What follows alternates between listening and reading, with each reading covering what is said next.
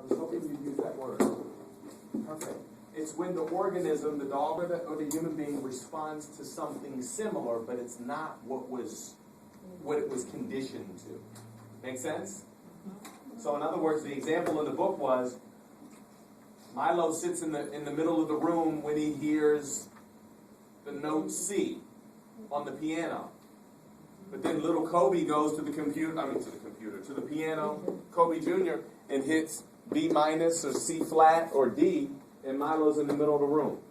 And that's not what we conditioned or taught Milo to do, but he's generalizing the stimuli. He heard a note even though it's not the note. You all make sense? Cool. Just generalizing a similar stimuli. Can I give you guys help you cheat a little bit? Go ahead. I mean, really, all you have to do is look at the word, and the word kind of gives it away, y'all. Generalization. Stimulus, generalization. The stimulus is what conditions the organism to do whatever. You guys with me? I'm stimulating her with something. I'm stimulating him with something. I'm stimulating the class with something. I'm stimulating you with the PowerPoint presentation. I have a different type of attention when this is up as opposed to when I'm walking around and talking. I'm stimulating you with the PowerPoint. This is the stimulus. The visual aid. There you go. All right? So when you generalize, that would be similar to you watching television. We're not watching television right now. Your response, your visual response, your attentiveness to the visual aid would be generalized. I'm watching a movie, watching television. You guys with me? You generalize. Okay? It's associated with the main one. Okay, stimulus discrimination. What do you think that is?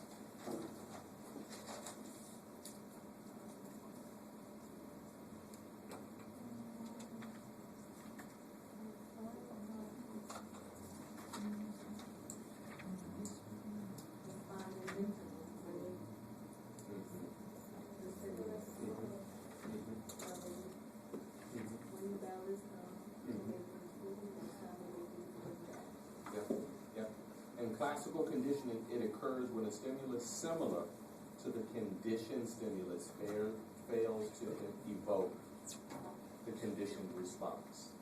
Anybody give me an example of that? What does the book say about Milo?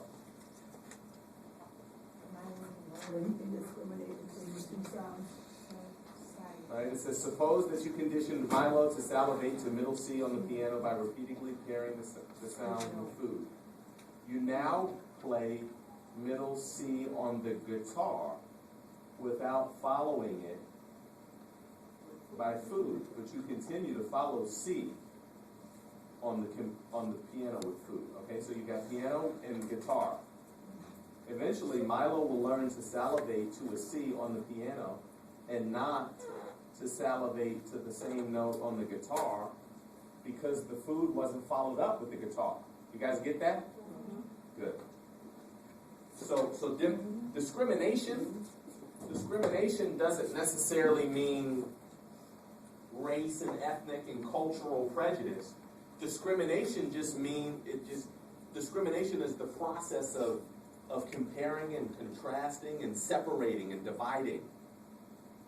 You guys get that? To discriminate means that you're just separating and dividing. Watch. If your 4-year-old comes to a table and sees apples and oranges and puts all the orange over here and all the apples over there, they just discriminated. That's okay. Extinction. You guys get extinction, right? We're going to talk about those for a while. All right. Higher order conditioning. Make sense? The food dish is previously conditioned stimuli for salivation. Just kind of going over higher order again. This is conditioned. C means conditioned. So the dog, Daphne, has learned plate, food, condition. All right? Higher order. When I turn on the light, I present the plate after the light comes on. Once upon a time, sorry.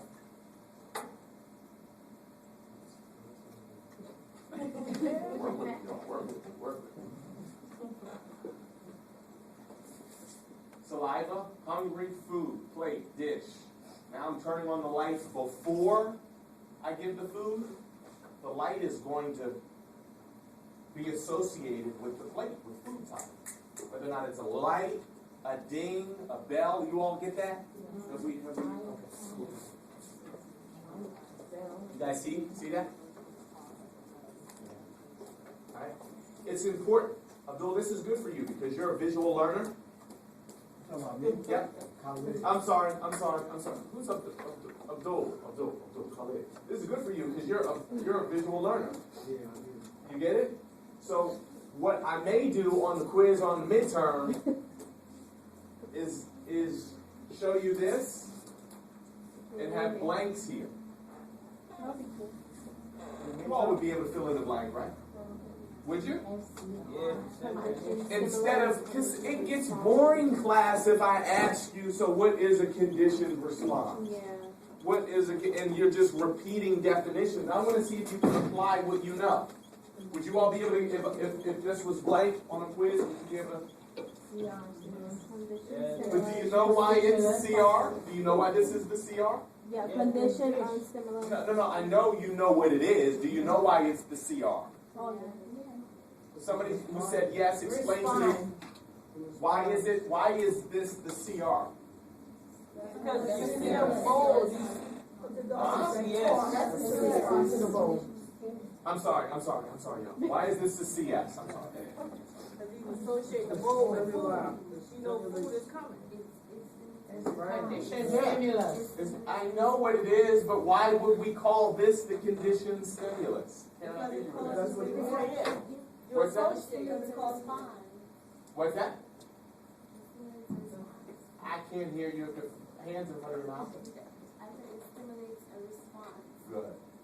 It stimulates the response, and anything that stimulates the response is conditioned. Alright. Same thing here, generalization.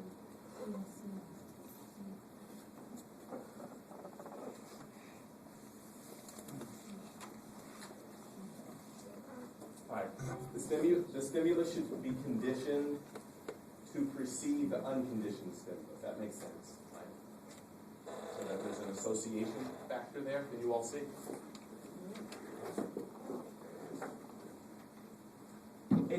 Watch this. It can't be, the stimulus cannot be presented after the food is presented, right? Why? If I rang the bell after I gave the dog the food, it's not going to stimulate. Tariq said they don't care about that. Can you all give me an academic answer to? There we go. There's going to be no association. There you go.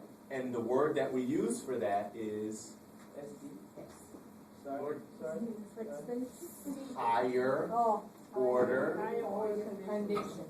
because the dog's not eating the bell. Higher order conditioning is the process of associating one thing with another.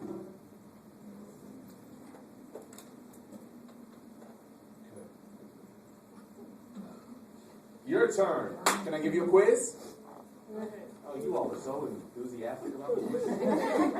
You all are visiting a house to see if you want to buy it. When you step through the door, you are met with the smell of oatmeal chocolate chip cookies. My goodness. I've never had those before. Anybody ever had those before? Yeah. Are they good? Oatmeal chocolate chip? Yeah. Really? Okay. Just like your grandmother used to make. Ding, ding, ding, ding, ding, ding, ding, ding, ding. Just like your grandmother used to make. Associated with. Suddenly you find yourself feeling that this house is a warm and friendly place. In this scenario, what is the CS? What does CS stand for? The cook, the drama. No, you guys. What does CS stand for? Condition. Okay, somebody said grandma. No. Conditioned stimulus. All right.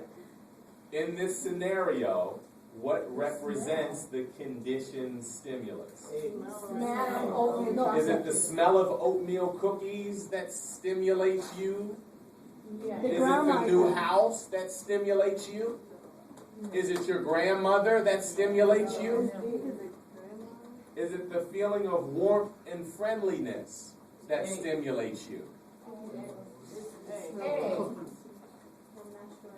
Who's sure? Abdul, what is it? All right,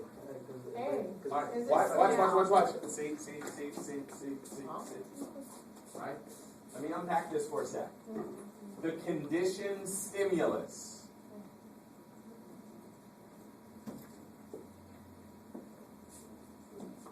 Is what attracted to the house, right? Smell of the cookies. This is a Reminded you of your grandmother and gave you the feeling of warmth and friendliness. So it started with the cookies. The odor. The conditioned stimulus. Is it D? What's that? Is it D? Hey. Oh. You make a big sin, I've got it wrong. It was cookies. I wanted to make sure you were sure. Yeah. That's what started it. Your grandmother. Listen. Let me help you. When they went into the house, were they thinking about their grandmother? No, they didn't start thinking about Nana until what? Smell of Smell the the cookies.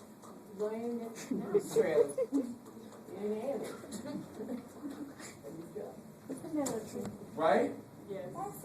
When they walked into that, they were at an open house, looking for a townhome or three, whatever, and they didn't come into the house thinking about grandma. 5 minutes.